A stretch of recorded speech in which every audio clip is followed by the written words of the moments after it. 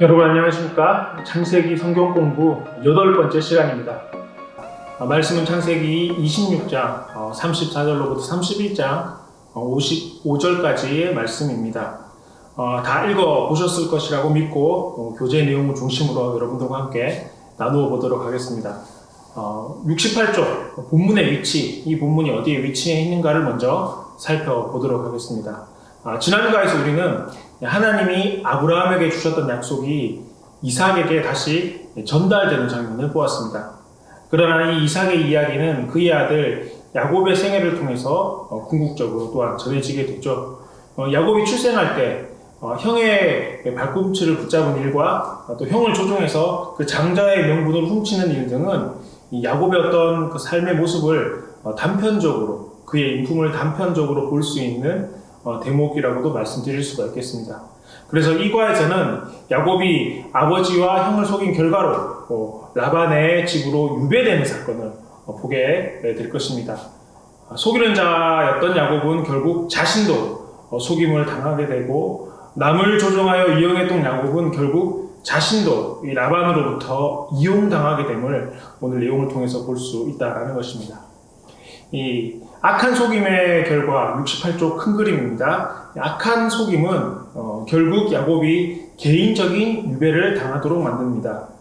그러나 죄에 대한 형벌로 인해 오히려 야곱은 베델과 그 너머의 땅에서 하나님과 대면할 준비를 갖추게 됩니다.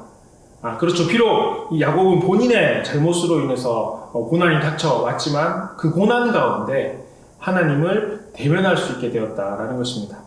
이러한 큰 내용을 중심으로 우리 묵상과 토론의 내용을 함께 살펴보도록 하겠습니다. 교재 69쪽입니다. 첫 번째 질문입니다. 이 창세기 27장 1절은 이삭이 나이가 많아 눈이 어두워 잘 보지 못하더니 이렇게 말씀을 시작하고 있습니다. 성경에서 눈이 어둡다라고 말할 때는 이 보통 신체적인 시력뿐만이 아니라 영적인 분별력까지 포함하여 언급하는 것이 대부분입니다. 이 반면에 눈이 흐리지 않다라는 것은 영적인 기력 또한 세하지 않았다는 것을 상징하기도 합니다. 성경은 이러한 다른 구절들에 비추어 볼 때 이삭의 눈이 어두워졌다는 표현은 육체적인 눈의 문제뿐만 아니라 영적인 문제를 가지고 있다라고, 영적인 시력이 어두워졌다라고 의미하는 것입니다. 아브라함의 경우 나이가 많아 늙게 되자 그에게 남은 단 한 가지의 관심은 아들 이삭에게 알맞은 아내를 찾아주신 것인데요. 반면 창세기 26장 34절에서 27장 4절에서 이삭에게 영적 분별력이 부족했다는 사실을 뒷받침하고 있는 증거는 무엇이냐라는 것입니다.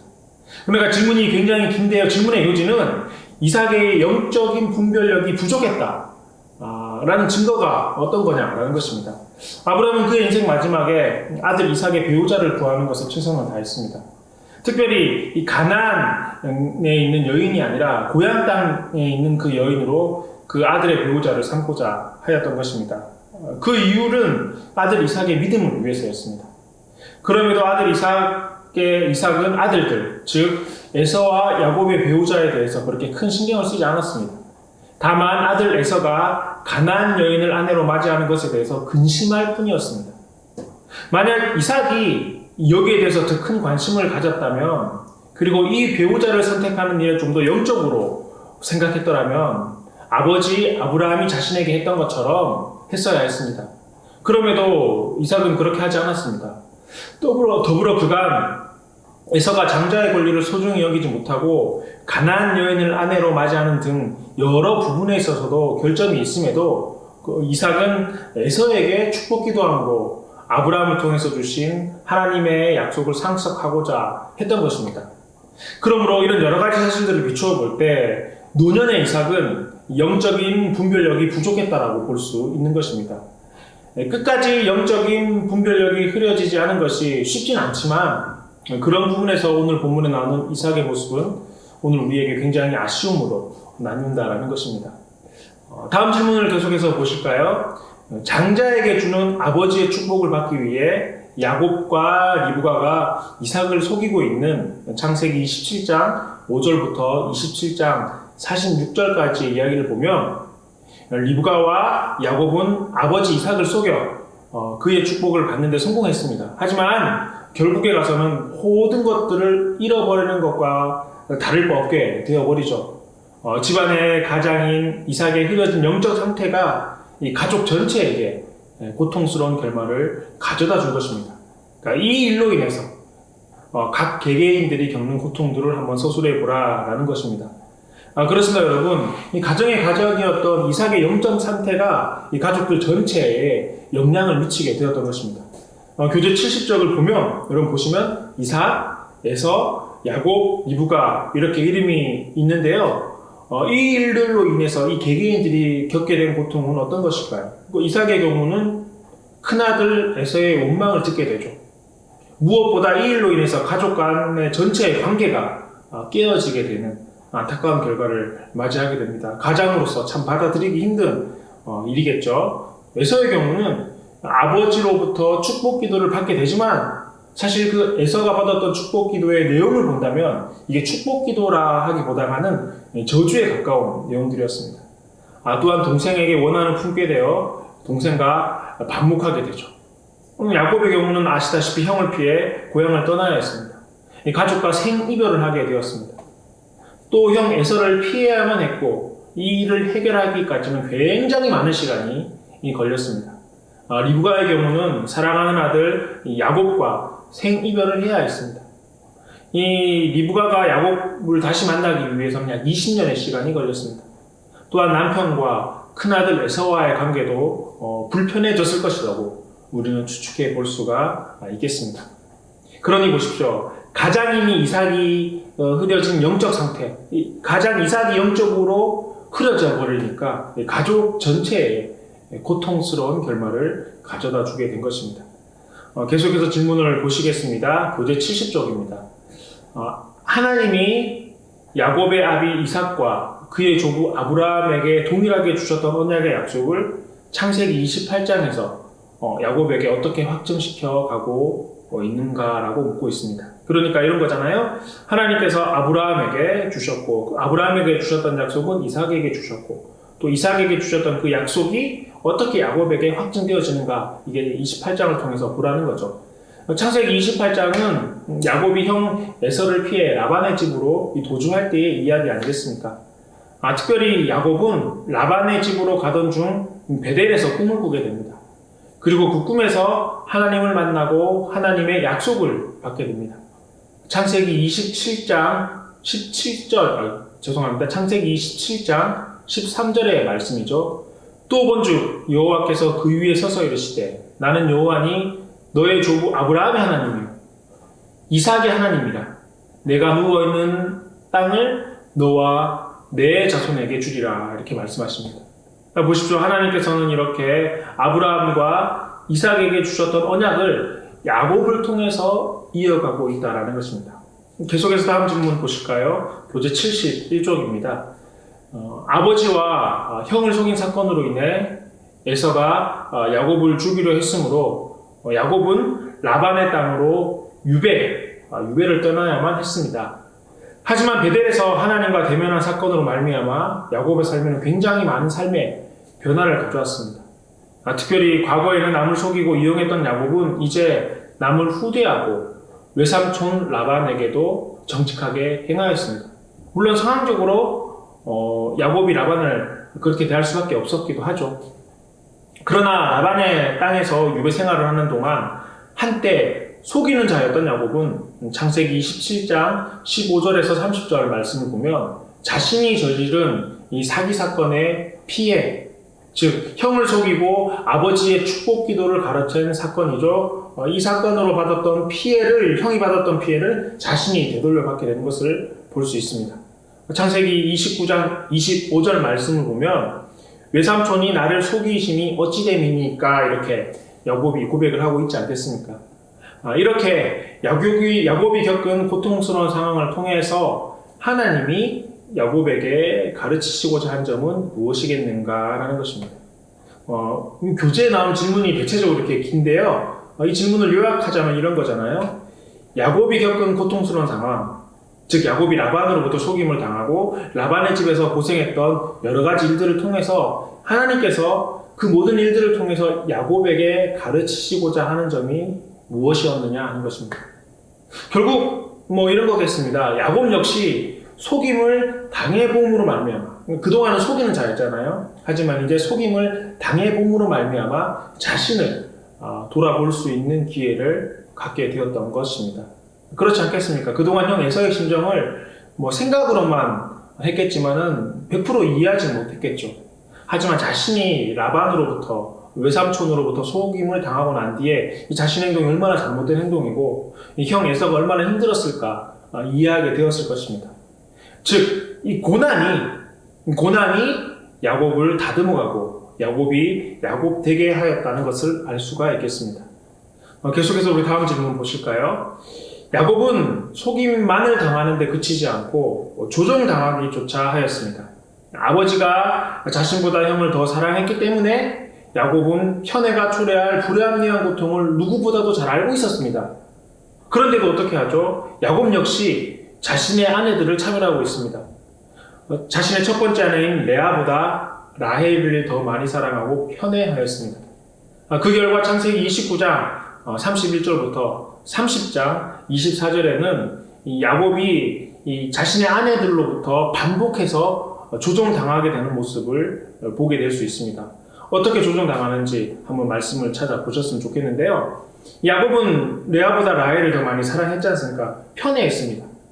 야곱 본인도 아버지로부터 그런 사랑의 편애를 받았음에도 불구하고 그럼에도 불구하고 야곱 본인도 레아보다 라헬을 더 많이 사랑했습니다. 그 결과 야곱의 아내들이 이 자식을 많이 낳는 것에 혈안이 되었습니다. 이게 경쟁이 되었다는 것입니다. 자식이 많이 있는 것은 굉장히 좋은 일이고 복된 일이죠.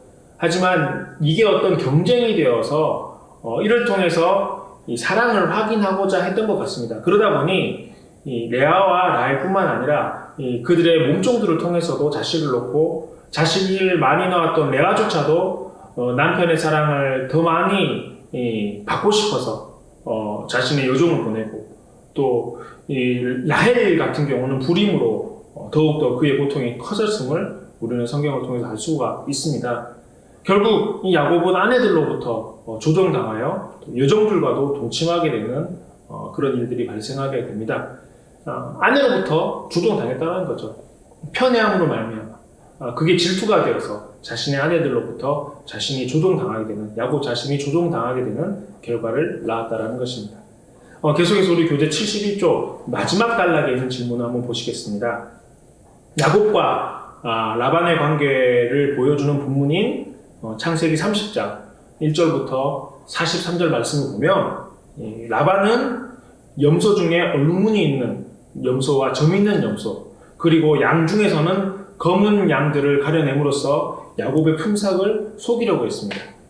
그런데 야곱은 희한한 가축 짝짓기 기술을 도입하여 자신의 뜻을 이루고 그로 인해 굉장히 부유해지게 되죠.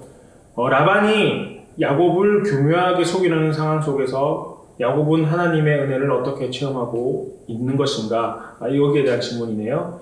어떻게 여러분 야곱은 하나님의 은혜를 체험했죠? 야곱은 라반이 속이려 함에도 불구하고 번성함으로 하나님의 은혜를 체험하게 됩니다. 라반의 계책과 계략에도 불구하고 하나님께서는 그 야곱을 번성하게 하셨습니다. 그런 야곱의 모습에 대해서 창세기 30장 43절에서는 이에 그 사람이 야곱이 매우 번성하여 양떼와 노비와 낙타와 나귀가 많았더라 이렇게 기록을 하고 있습니다. 사실 창세기 30장에 나오는 야곱의 방법대로 한다고 해서 가축의 무늬가 결정되는 것은 아닙니다. 과학적으로 그렇지가 않죠. 그럼에도 하나님께서는 야곱이 원하는 대로 이루어 주셨습니다. 결국 하나님의 은혜로 야곱은 번성하게 되었고 번창하게 된 것입니다. 그러니까 야곱이 잘나서 번성하고 번창했던 것이 아니라 하나님께서 은혜를 베풀어 주셨기 때문에 야곱이 번성하고 번창하게 되었다는 것입니다.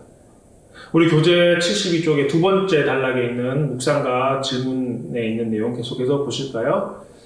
하나님은 야곱에게 이제 그의 유배지에서 고향으로 돌아가라고 분명히 말씀하십니다. 창세기 31장 14절부터 35절에서 야곱의 식구들과 라반을 떠나 도망할 때 야곱이 옛 기질이 아직도 남아있다는 사실을 어떻게 알 수 있겠습니까? 자, 여러분 창세기 31장 14에서 45절이 어떤 내용이죠? 야곱이 라반의 집을 떠나는 내용입니다. 그럼 야곱의 옛 기질이라는 것은 어떤 것을 의미할까요? 남을 속이는 그 기질을 의미하는 것입니다. 만약 야곱이 하나님을 온전히 의지하고 또한 하나님의 약속의 말씀을 신뢰하였더라면 야곱이 몰래 라반을 떠나지 않았을 것입니다. 왜냐하면 하나님께서 나를 보호하시고 나를 떠나라고 말씀하셨고 반드시 잘 떠나게 하실 것이라는 믿음이 있었다면 몰래 떠나지 않았을 것입니다. 그럼에도 불구하고 야곱은 라반의 집을 떠날 때 몰래 떠났습니다. 그러니까 라반의 입장에서 볼 때 야곱은 라반을 속였다고 볼 수 있는 것입니다. 비록 20년 동안 라반에게 속았던 야곱이지만 아직까지 야곱에게는 옛기질, 즉 남을 속임으로 자신의 이익을 취하고자 하는 나쁜 기질을 버리지 못했던 것입니다. 계속해서 다음 질문 계속해서 보시겠습니다. 72쪽 세 번째 단락이네요. 창세기 31장 43절에서 55절을 읽고 야곱이 라반과 화해하는 장면을 주목해 보셨으면 좋겠는데요. 야곱에게 있어서 여전히 회복되어야 할 깨어져 있는 관계는 무엇이겠습니까? 창세기 31장은 야곱을 뒤쫓아온 라반이 다시 야곱과 화해하는 그런 장면이 나오게 되는데요. 그래서 외삼촌이자 또한 장인인 라반과의 관계가 31장에서 회복되게 됩니다. 하지만 야곱에게 있어서 아직 회복되지 않은 관계가 있죠. 그것은 뭐죠? 바로 형 에서와의 관계입니다. 라반의 집을 떠나와서 그곳에서 외삼촌과 모든 관계는 회복되었지만 아직까지 야곱에게는 회복되어져야 되는 관계, 그 에서와의 관계가 있었던 것입니다.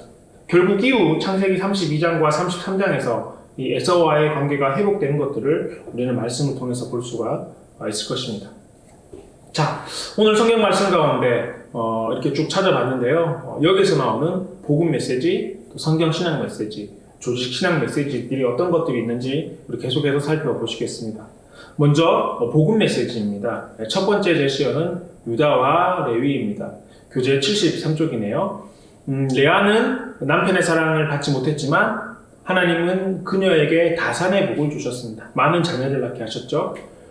레아의 아들 중에서는 유다도 있고 레이도 포함됩니다. 또 유다의 자손을 통해서는 다윗 왕, 또 예수님이 오시고요. 한편 레위는 제사장의 지파의 시조가 되죠.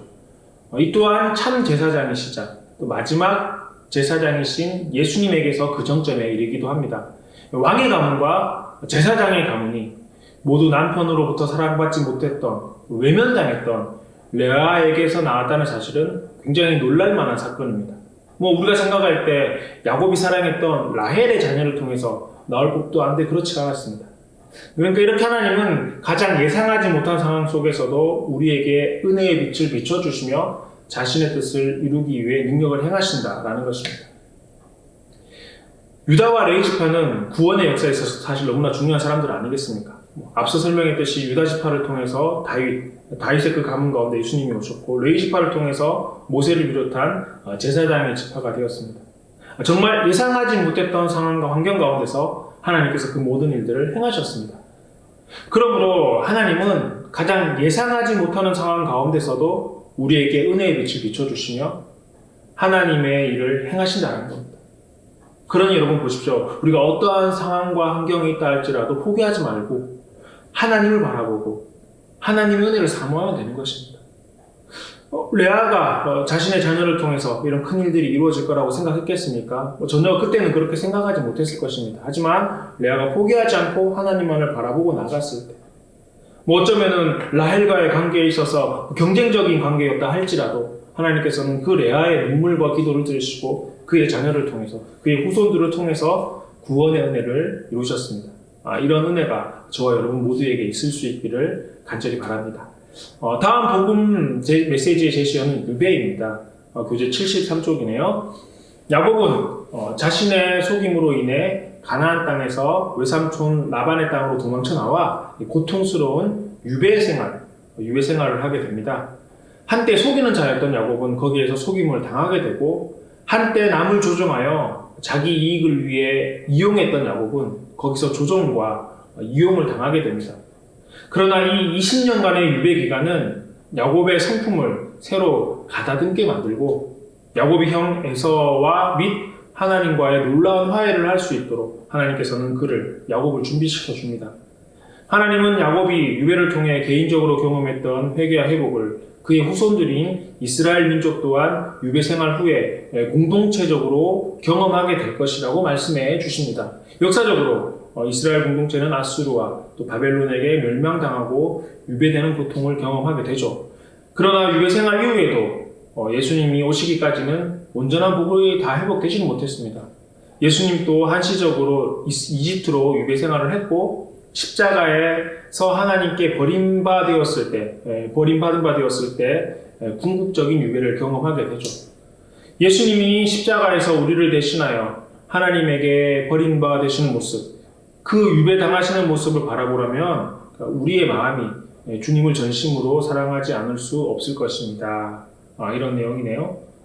교재 73쪽의 내용인데요. 결국 이 야곱의 유배 생활은 후에 이스라엘 민족과 예수님의 유배와 비교될 수 있다는 거죠. 그리고 이 유배를 통해서 고난과 고통만 당한 것이 아니라 야곱은 그 유배를 통해서 새롭게 그의 성품이 가다듬게 되어지고 하나님을 경험하고 회복하는 시간이 되었다는 것입니다.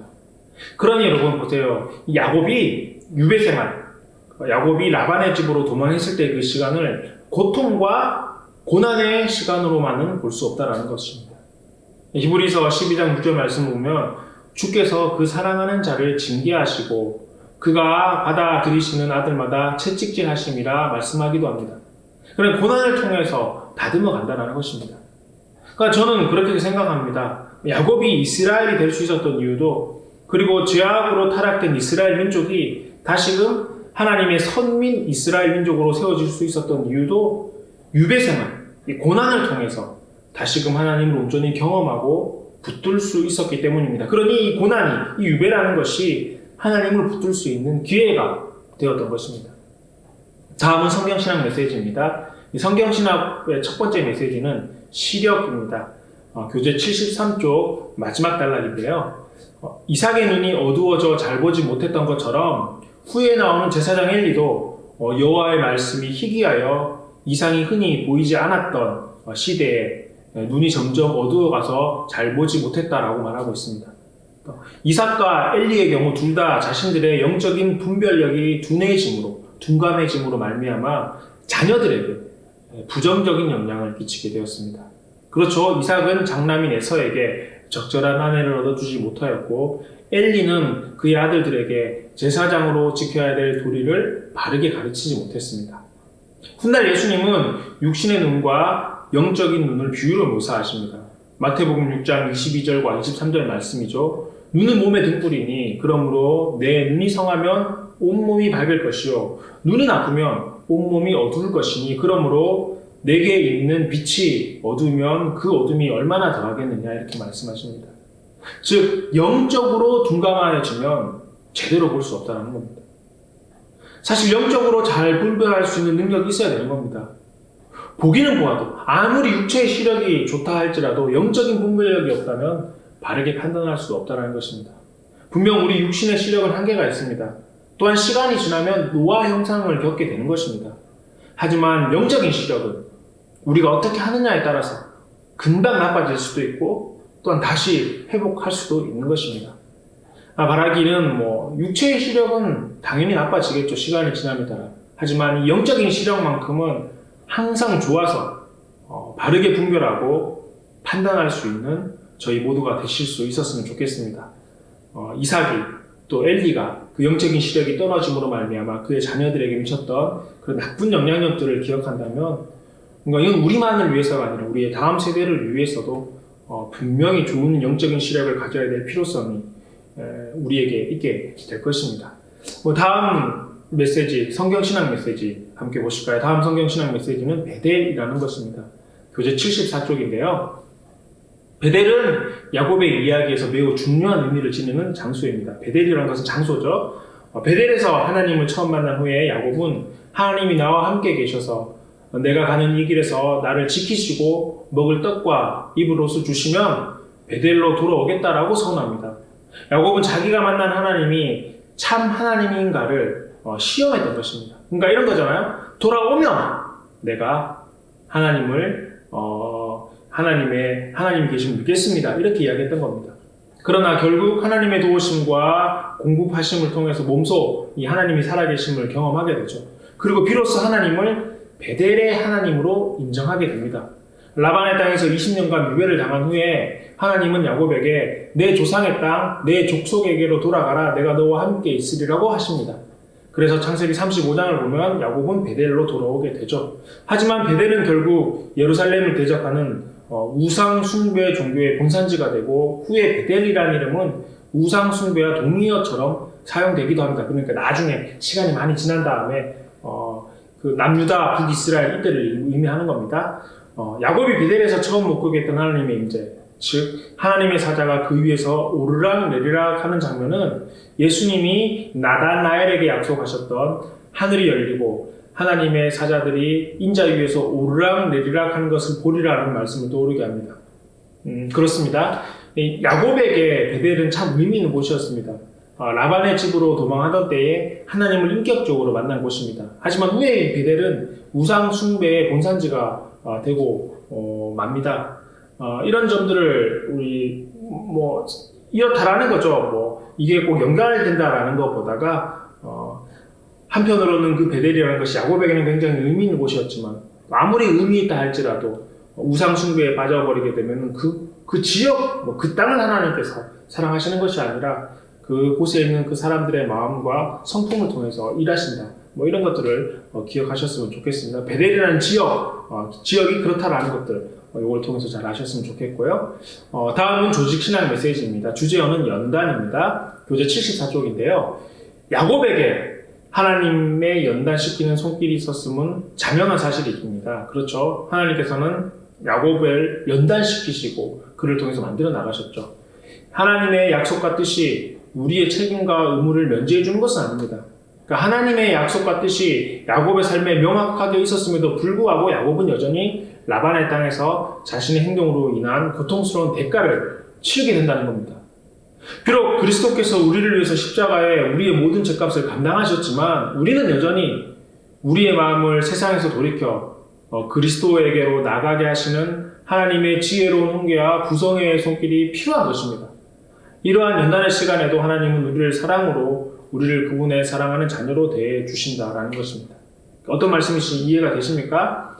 이 하나님의 약속과 뜻이 있다고 하여도 그것이 우리가 감당해야 될 의무와 책임을 면제시켜 주는 것은 아니라는 겁니다. 즉 야곱을 보면 하나님께서 야곱을 택하시고 은혜를 베풀어 주셨지만 야곱이 형과 에서를 속인 것에 대한 대가를 치르게 하셨다는 겁니다. 20년 동안 라반의 집에 있게 함으로 고통당하게 하심으로 그 대가를 치르게 하셨다는 겁니다. 그러니까 이걸 우리의 삶에 적용하면 예수님께서 십자가에서 우리의 죄값을 치러주셨지만 그럼에도 우리는 세상 가운데 살아가며 세상 가운데서 하나님의 훈계와 인도하신 가운데 순종하며 나가야 된다는 겁니다. 하나님께서 우리의 죄를 다 용서해 주셨다고 해서 그게 끝나고 그래서 우리는 자유다 이게 아니라는 겁니다. 우리가 세상 가운데서 더욱더 죄와 멀어질 수 있도록 노력해야 되고 또 우리의 죄로 인한 그 아픔과 슬픔을 물론 예수님께서 치료해 주시고 또 용서해 주셨지만 우리가 기억하고 살아나가야 된다는 것이겠죠. 계속해서 조직신학 메시지의 마지막 주제요 보시겠습니다. 자격 없는 자에게 주어지는 보호입니다. 그러니까 처음부터 속이는 자였던 야곱은 오히려 감당할 수 없는 엄청난 축복의 수혜자가 됩니다. 야곱은 매우 번창하여 양떼와 노비와 낙타와 나귀가 많았고 라반의 땅에서 크게 외삼촌 라반의 땅에서 크게 형통하였습니다. 야곱은 하나님의 은혜의 손길을 깨달아 이렇게 고백을 하죠. 우리 아버지의 하나님 아브라함의 하나님 곧 이삭이 경외하는 이가 나와 함께 계시지 아니하였더라면 외삼촌께서 이제 나를 빈손으로 돌려 보내셨으리라마는 하나님이 내 고난과 내 손의 수고를 보시고 어젯밤에 외삼촌을 책망하셨다라고 고백합니다. 사실이 그렇죠. 야곱은 자격이 없습니다. 그럼에도 하나님께서는 야곱에게 은혜를 베풀어 주셨습니다. 교재 75쪽은 앞서 나눈 복음 메시지, 또 성경신학 메시지, 이 조직 신앙 메시지를 개인적으로 정리해 보는 곳입니다. 저는 교재를 중심으로 말씀을 드렸고 이 교재의 내용을 충실하게 여러분들에게 읽어드리고 또 부연 설명을 했으니까요. 여러분 다시 한번 교재를 보셔도 좋겠고 아니면 나눈 내용 가운데 가장 마음에 와닿는 부분들이 있다면 한 번 더 적어보셨으면 좋겠습니다. 이렇게 한번 적어보는 것이 훨씬 더 우리의 기억 속에 오래 남게 될 것이니까 여러분 적어보시고 다시 한 번 더 떠올려 보시고 생각해 보셨으면 좋겠는데요. 그렇게 하시면 아마 오늘 나눴던 내용들이 여러분에게도 훨씬 더 오랫동안 또 길게 또 더 깊이 남게 될 것입니다. 마지막으로 여러분 교재의 76쪽 공부를 마치며 내용을 함께 보시겠습니다. 하나님이 야곱을 라반의 땅에서 유배시키시고 연단하셨던 것처럼 하나님은 우리의 유익을 위해 때로는 우리를 연단하기도 하십니다. 당신의 삶에는 하나님의 연단의 손길이 어떠한 모습으로 있습니까? 당신의 삶 가운데 하나님이 계속 일하고 계시거나 훈련하신다고 생각하는 영역은 어디입니까? 그러한 연단과 훈련을 통해 얻는 유익은 무엇입니까? 하나님이 지금까지 우리 인생을 연단하셨던 과정과 그 본질적인 목적에 대해 시간을 갖고 묵상해 보십시오. 그러니 여러분, 오늘 우리가 이 본문의 내용들을 통해서 기억해야 될 것은 연단의 시간이 있다는 겁니다. 그리고 그 연단을 통해서 야곱이 야곱되게 한 것입니다. 속이는 야곱에서 하나님의 도구 야곱이 될 수 있었던 것입니다. 이는 여러분 오늘 우리에게도 동일하게 적용된다는 것을 기억해야 될 것입니다. 그렇습니다. 돌이켜보면 야곱은 속이는 자였고 믿음의 조상, 족장이 될 만한 아무런 자격이 없었습니다.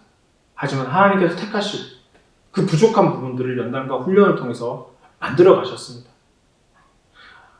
이런 것처럼 오늘 우리도 자격 없지만 하나님께서 우리를 택하셨고 부족한 부분을 연단과 훈련을 통해서 만들어 나가신다. 꼭 기억하실 수 있었으면 좋겠습니다. 다음 주에 나눌 내용은 그런 야곱, 즉 속이는 자가 이스라엘, 즉 하나님과 겨루어 이긴 자가 되어가는 모습들을 함께 공부하게 될 것입니다. 모쪼록 이런 야곱의 삶을 통해서 많은 은혜와 깨달음들이 여러분들의 삶 가운데 있을 수 있기를 간절히 바랍니다. 다음 시간에는 국가의 내용을 함께 나누겠습니다. 야곱에서 이스라엘로 라는 주제인데요. 성경은 창세기 32장 1절부터 35장 29절의 말씀이니까 다음번 성경 공부 전까지 꼭 한번 읽어보셨으면 좋겠습니다. 오늘 너무 고생 많으셨습니다. 다음 시간에 또 뵙겠습니다. 안녕히 계십시오.